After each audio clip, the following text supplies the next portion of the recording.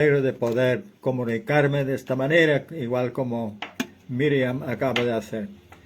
Y lo nuestro es mirar un poco la palabra de Dios, lo más importante de todo. No hay cosa más importante que esta. Y esto ya lo sabían los que escribían la Biblia en su hora.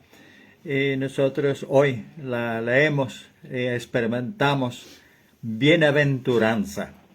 Y con esto empieza el libro de los Salmos precisamente.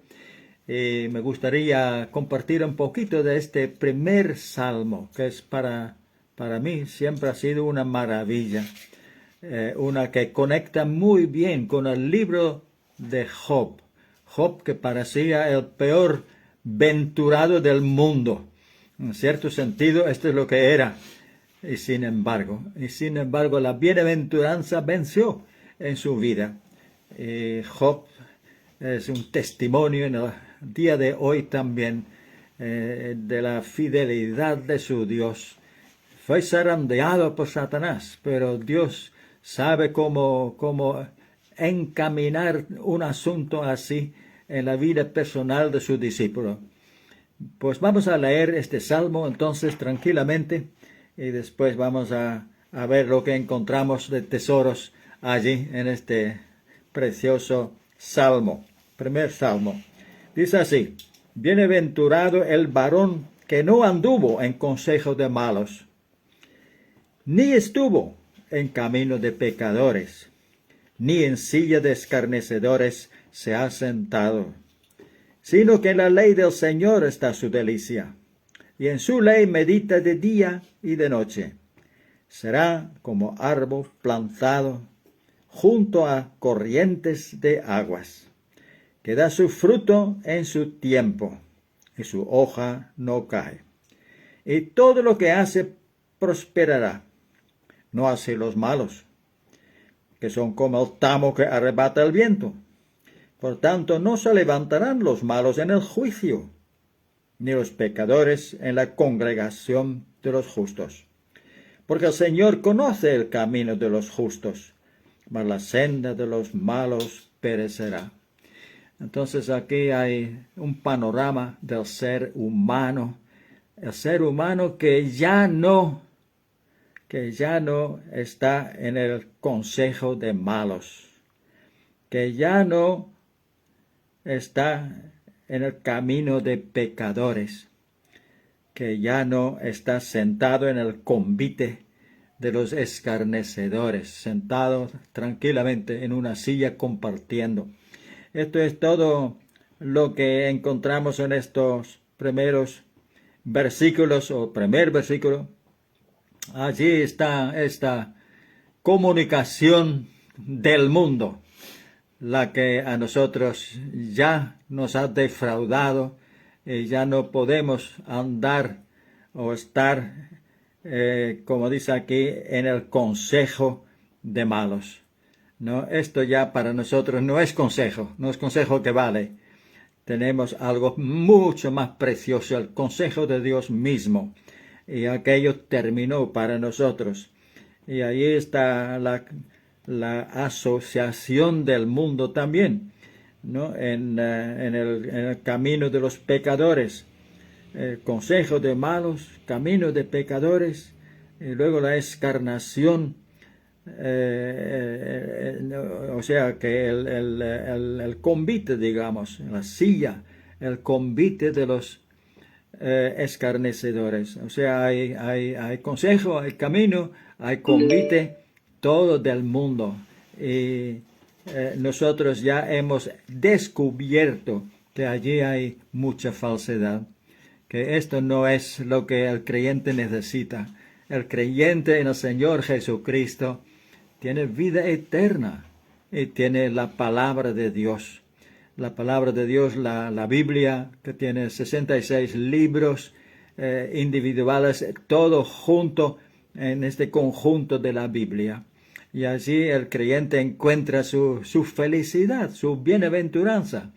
Y no tiene otro mérito, no tiene nada más para pedir, digamos, porque ahí está todo. Lo interesante que bienaventuranza, pues significa esto, felicidad, dicha, ¿no? La bienaventuranza que es la que Dios da a los suyos. Como también el Señor Jesús, cuando empezó su ministerio, allí él hablaba de las bienaventuranzas. 9 veces menciona esta palabra, bienaventurados los que lloran, los que, en fin, todo aquello allí al principio de Mateo. Pero aquí estamos al principio de los Salmos, cuando no había nada más que la ley de Moisés escrita. Quizás posiblemente Josué también, quizás Jueces también, quizás Ruth también, pero ya nada más, nada más. El libro de Job, perdón, el libro de Job también probablemente ya estaría escrito, pero no sabemos si David, que escribiría este primer salmo, no sabemos si David tenía el libro de Job a la mano para poder leerla. No, porque estos libros han sido juntados en otras épocas posteriores. De modo que tenemos una maravillosa unidad en la palabra de Dios. De Job llegamos a los Salmos. Bienaventurado el varón que no estuvo en consejo de malos, que no anduvo en consejo de malos, y todo aquello con su comunicación, con su asociación y con su identificación. Si yo me identifico con este mundo, soy plenamente parte de este mundo. Tanto más difícil salir de esa comunión con el mundo, de esta identificación, parte del mundo. Soy ya de Cristo. El creyente puede decir confiadamente, esto es mi pasado, pero me arrepentí por la gracia de Dios. Ya no estoy en ese camino, ya no estoy escuchando aquel consejo, ya no me siento con los burladores, los escarnecedores, que no tienen buena palabra para Dios y para la palabra de Dios. O sea, no les dice nada. Y rechazan rotundamente. Pero nosotros hemos encontrado que la ley del Señor, que ahí está su delicia, en la ley del Señor. Ya como hemos dicho, David no tenía más que la ley apenas. Nosotros tenemos la Biblia entera, 66 libros en un conjunto. Y entonces allí el creyente pues tiene para disfrutar y para ser feliz, para ser bienaventurado, teniendo la palabra de Dios mucho más de lo que David, que escribiría este salmo, tenía. Él no podía, o sea, no existían tampoco libros con páginas, con imprenta, etcétera. Todo eran pergaminos, los más caros, o papyrus, y hecho copias, las copias hechas por escribas, por los que iban copiando siempre las escrituras para futuras generaciones. Así llegó la Biblia a nosotros. Y un poco de tiempo antes de Lutero se empezó a imprimir. Y así en la Reforma, allí se pudo disponer de imprenta. Una primera cosa en la historia del ser humano, en la historia del Evangelio también. El Evangelio escrito pero impreso.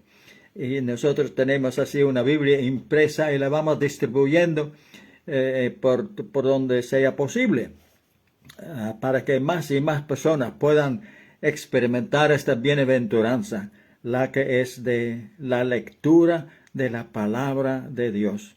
Entonces, en esta palabra de Dios, para David, nada más o apenas más que la ley de Moisés, pero para nosotros todo incluido, desde Génesis 1 hasta Apocalipsis 22. Esta es la ley del Señor para nosotros. ¿Y qué hacemos con ella? Sino meditar precisamente, como dice este versículo 2, ¿no? O sea, todo aquello del mundo ya no tiene valor para nosotros, sino que en la ley del Señor está nuestra delicia. Aquí así lo dice David en este Salmo, el versículo 2. Y en su ley, en su palabra, medita. ¿De vez en cuando? No. ¿De semana en semana? No. Dice de día y de noche. O sea, 24 horas tiene presente la palabra de Dios. Aunque no esté activamente leyendo y meditando en la palabra de Dios abierta delante de sí, pero la tiene allí en su mente porque ha meditado antes y sigue meditando, aunque activamente no lea la Biblia en estos momentos. Después la volverá a leer otra vez por la mañana, por la tarde, por la noche, cuando pueda. Este es su mayor placer. Y lo que más le edifica, lo que más construye allí la palabra de Dios en esta vida y a través de él para los demás que le rodean. De modo que de día y de noche, ahí está el creyente, el que se arrepintió y salió y fue expulsado, por no decir desvinculado del mundo, ¿no? Y ahora está en la palabra de Dios. Ahora esta es su delicia, esta es su bienaventuranza, es experiencia propia. Entonces, dice David que será como árbol plantado junto a corrientes de aguas. Y allí también tenemos la hermosa figura. Cuando estuvimos en Montevideo hace pocos días, allí al fondo del patio, detrás de la casa donde estábamos, hay un nogal, enorme árbol nogal con nueces cayendo cada día. 2 o 3 veces yo fui recogiendo las nueces que me fueron regalados por los dueños y pude traer a España incluso unas cuantas nueces. Pero este árbol no era siempre árbol, era una nuez que alguien plantó, así que con toda probabilidad fueron 2 señoritas americanas misioneras, Lena y Francis, que juntas vivían en esa casa y evangelizaban, salían distribuyendo, sembrando la palabra de Dios en su alrededor, ganando a otros para que lean también la palabra de Dios y que Dios cambie sus vidas. Bueno, ellas plantaron esta nuez y en el día de hoy, unos 70 años después quizás, es todo un tremendo árbol. No hay mucha agua visible allí, no está plantado en ese sentido junto a las aguas, junto a un río, por ejemplo, pero recibe el agua de la lluvia y ha sido suficiente para que crezca y sea grande y lleve mucho fruto hasta el día de hoy. Y quién sabe hasta cuántos años más, si el Señor permite. Pues así el creyente es como un árbol plantado junto a las aguas. Como dice aquí en el versículo 3, será como árbol plantado junto a corrientes de aguas. O sea, plenitud de agua, que da su fruto en su tiempo, y su hoja no cae, y todo lo que hace prosperará. Qué maravilla como el Señor efectivamente hace esto en las vidas de los creyentes, ¿no? Todas aquellas cosas, es plantado, da su fruto y su hoja no cae. Esto es la garantía de la seguridad que el Señor da al creyente. Y esto es lo que se encuentra en la palabra de Dios. Está hablando de la lectura y la meditación de la palabra suya, que prosperará. Quizás puede ser que tu vida no sea exactamente un ejemplo de esa plenitud como la mía. Tampoco. Tenemos mucho que lamentar sobre nuestras reacciones, y nuestro corazón y nuestra mente que se nos escapa algunas veces. para ver cosas, oír cosas, hablar cosas, planear cosas que no son del Señor.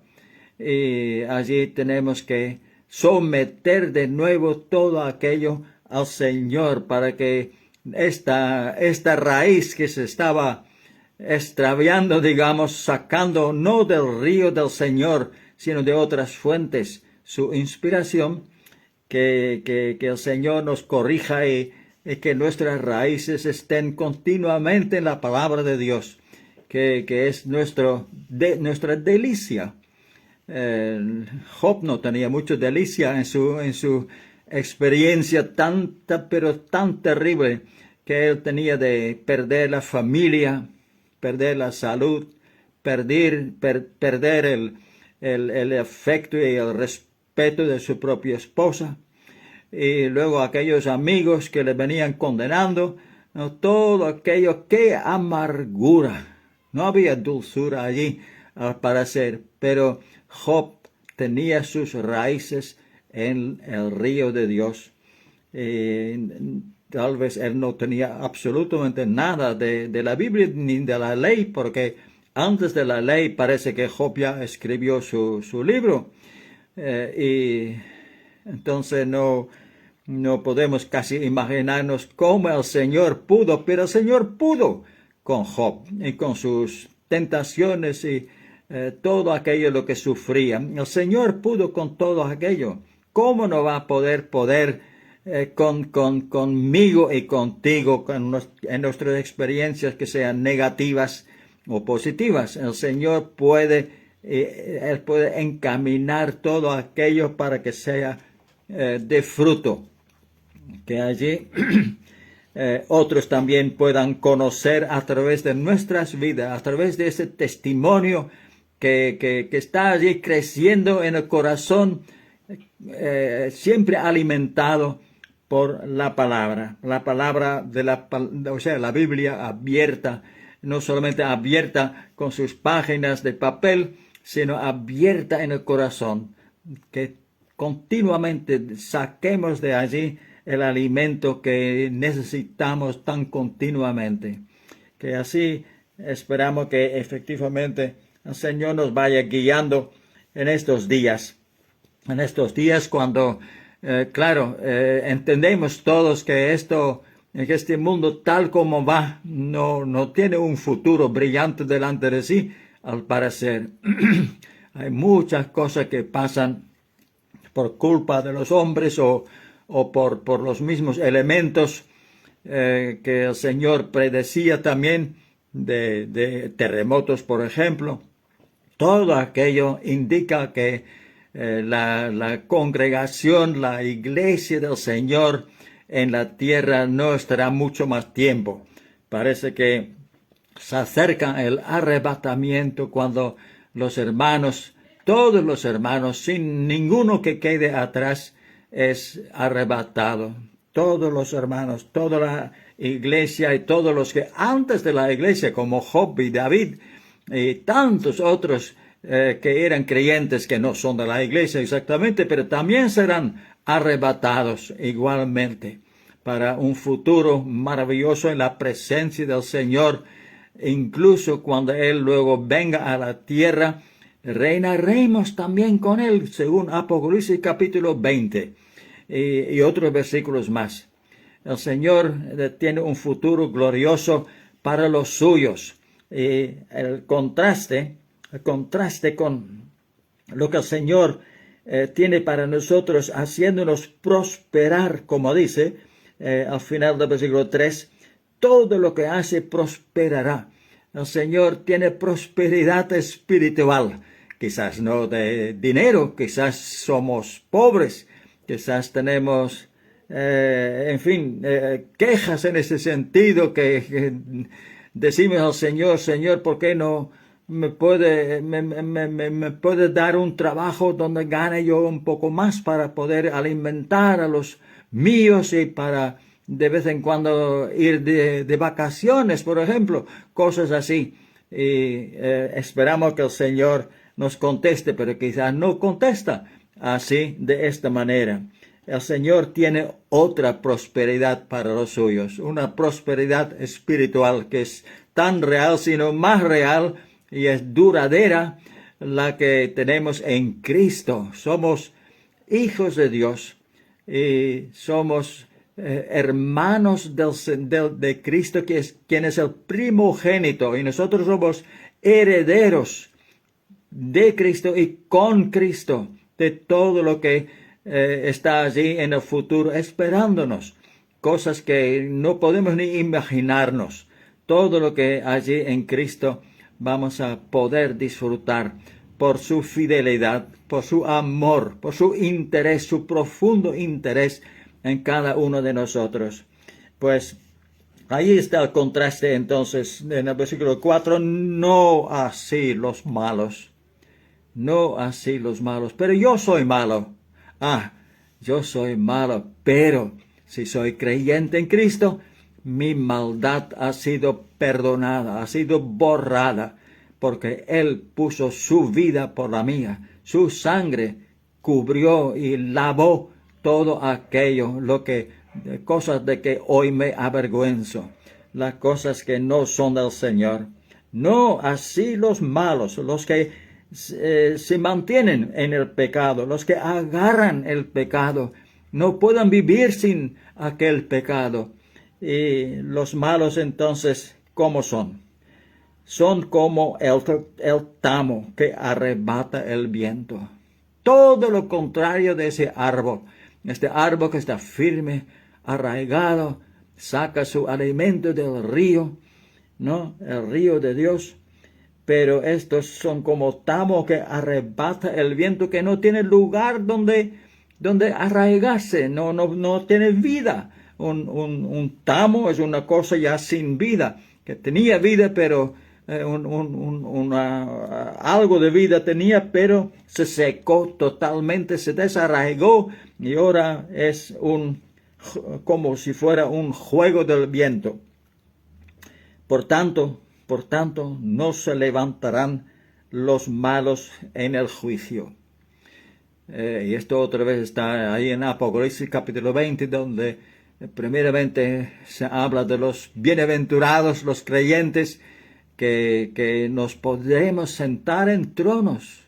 Si hemos sido fieles, nos estaremos solamente en persona allí en el cielo y con el Señor, en la tierra también, en la nueva tierra, y todo aquello durante los 1000 años de la paz de Cristo reinando en Jerusalén. No solamente, mejor dicho, que hay los que están en los tronos y hay los que no llegan a estarse en tronos, pero están allí, también creyentes, ¿no? El Señor tiene distintos premios, distintas coronas, y todo esto se conocerá en su tiempo, pero no los pecadores.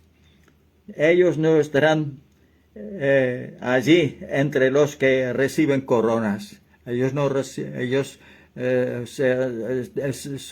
son totalmente condenados, y ellos no se levantarán en el juicio, caen bajo el juicio.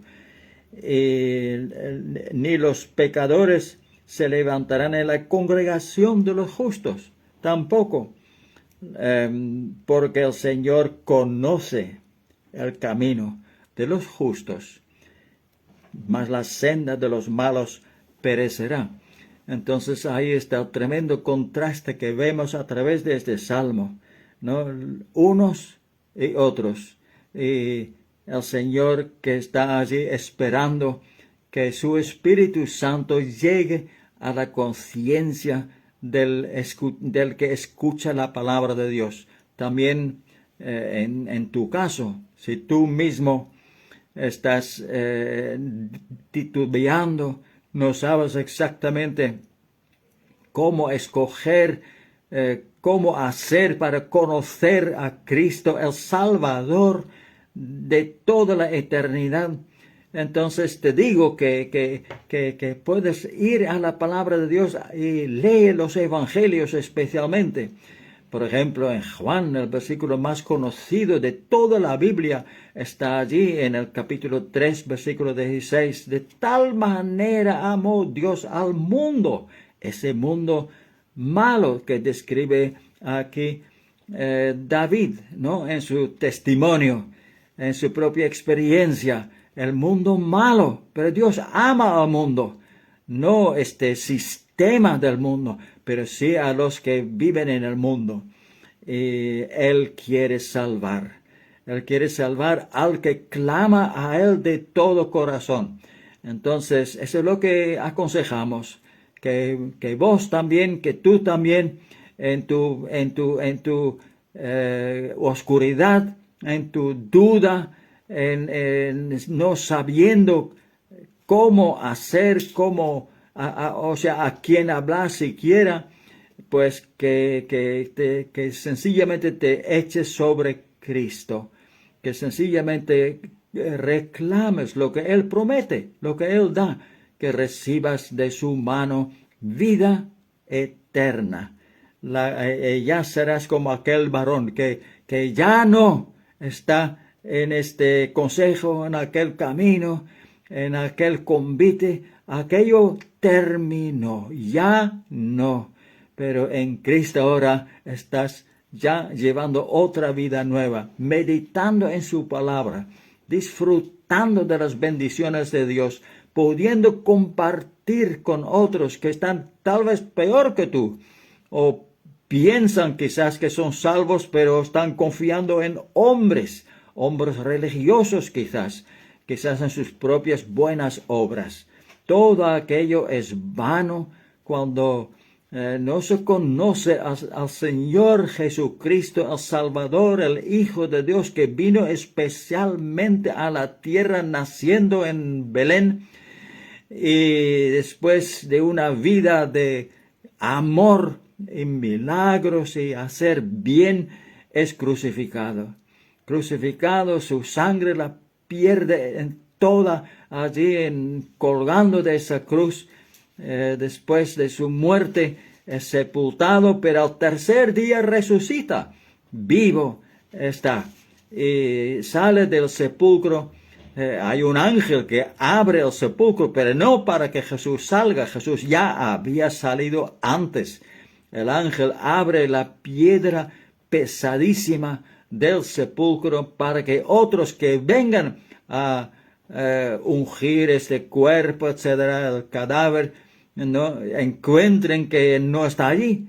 Ya el sepulcro está vacío. El Salvador salió de allí, resucitó victorioso y ofrece esa vida, la vida que puede más y dura más que la muerte, esa vida eterna, ofrecerla a cada uno que clame a Él de todo corazón, en toda sencillez.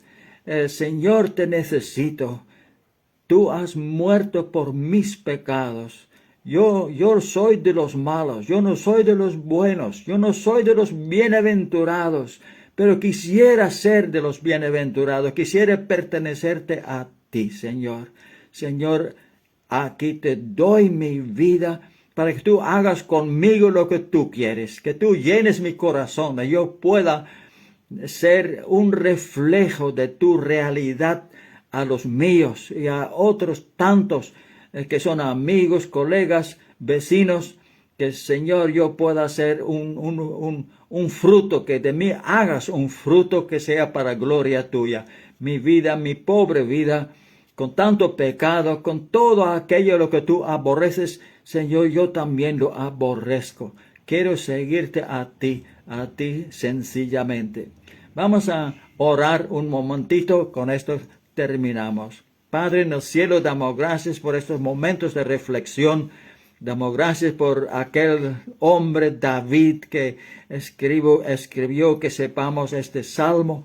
Pedimos que nosotros también conozcamos la bienaventuranza de pertenecerte y de ser así canales de tu bendición para otros, que otros también te lleguen a conocer. en cualquier país, en cualquier ciudad, en cualquier situación en que nos encontremos, que tú puedas así reinar y guiar en nuestras vidas para bien, para bendición, para un fruto eterno. Así te nos entregamos en el nombre del Señor Jesús, dándote gracias. Amén.